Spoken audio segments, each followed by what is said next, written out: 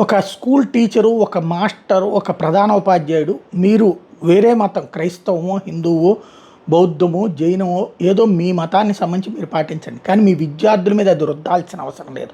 అది రుద్దినప్పుడే వివాదం వస్తుంది.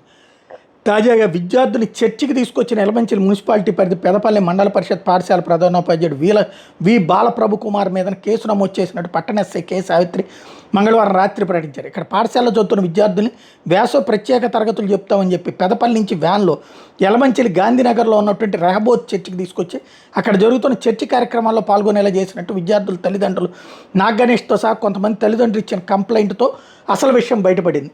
కేసు నమోదు చేసి దర్యాప్తు చేస్తున్నామని చెప్పి పోలీసులు ప్రకటించారు. విద్యార్థులను ప్రధానోపాధ్యాయుడు పెదపల్లి నుంచి ఎలమంచిలి పట్ల ఉన్న చర్చికి తీసుకురావడం మీద స్థానికులు, విద్యార్థులు, తల్లిదండ్రులు తిరగబడ్డారు, తీవ్ర ఆగ్రహం వ్యక్తం చేశారు. మంగళవారం మధ్యాహ్నం చర్చి దగ్గరికి వచ్చి ప్రధానోపాధ్యాయుడు నిలదీశారు. ఉద్రిక్త పరిస్థితి ఏర్పడంతో పట్టణ పోలీసులు అక్కడికి చేరుకుని ఇందుకు బాధ్యులైన వాళ్ళని పోలీస్ స్టేషన్కి తరలించడంతో సెటరేట్ అయింది. అంటే ఎలా తయారవుతున్నారో చూడండి. నీ గవర్నమెంట్ ఉద్యోగం, నీకు ఇస్తున్నది ప్రభుత్వం, మీరు చెప్పినటువంటి సెక్యులర్ ప్రభుత్వం. జీతం ఇస్తున్నప్పుడు ఆ జీతం తీసుకుని నువ్వు వెళ్ళి ప్రార్థన చేయి. కానీ నీ స్కూల్లో నిన్ను నమ్మి నీ దగ్గరికి పంపించినటువంటి పిల్లల్ని పంపిస్తే ఆ పిల్లలు వాళ్ళ మతాచారాల ప్రకారం వాళ్ళు బతుకుతారు. నీ మతాచారం ప్రకారం వాళ్ళని మార్చడానికి నువ్వు చేసే కుట్ర ఏంటి? ఇదేం దుర్మార్గం?